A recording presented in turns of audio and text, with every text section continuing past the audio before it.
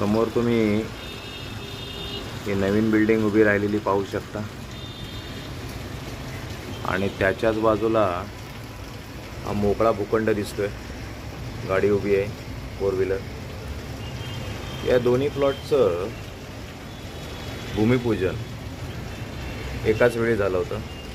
हा मोकळा भूखंड दिसतोय, त्याचं भूमिपूजन सन्माननीय राजसाहेब ठाकरे यांच्या हस्ते झालं होतं आणि हा बाजूला भूखंड होता जिथे आधीच एक पूर्वीचं जैन मंदिर होतं। त्या जैन मंदिराच्या जागी ही बिल्डिंग उभी राहिलेली आहे। विषय असा आहे की पलीकडची जैन मंदिर आहे, मंदिरच्या जागी उभी राहिलेली बिल्डिंग आहे आणि जवळजवळ 20-25 माळेच्या वरती तयार झालेली आहे आणि हा मोकळा भूखंड अजूनही तसाच आहे।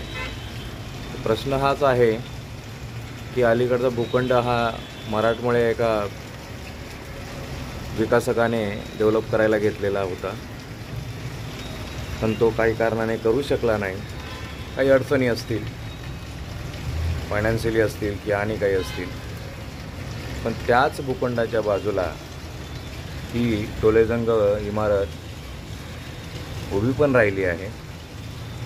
जैन लॉबी आहे, जैन मंदिराच्या जागी म्हटल्यावर बाजूला जैन मंदिर पण बांधून दिलेलं आहे आणि बिल्डिंग उभी राहिलेली आहे।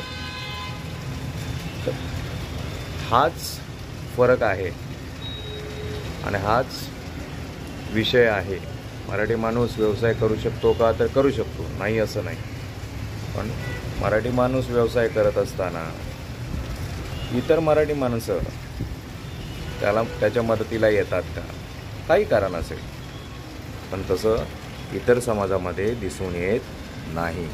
हा तुम्हाला फरक सरळ सरळ दिसतोय। एकाच दिवशी 2 वेगवेगळ्या जमिनीवर भूमिपूजन झालं होतं, अंदाजे इकडं तिकडं थोडंफार काही दिवसाच्या अंतरावर, पण फरक दिसतोय हा मोकळा भूखंड आणि ही 25-26 माळे उभी राहिलेली इमारत। यातून काय बोध घ्यायचा?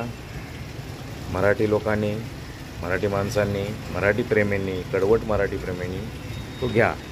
धन्यवाद। जय शिवराय, जय महाराष्ट्र। मी मराठी।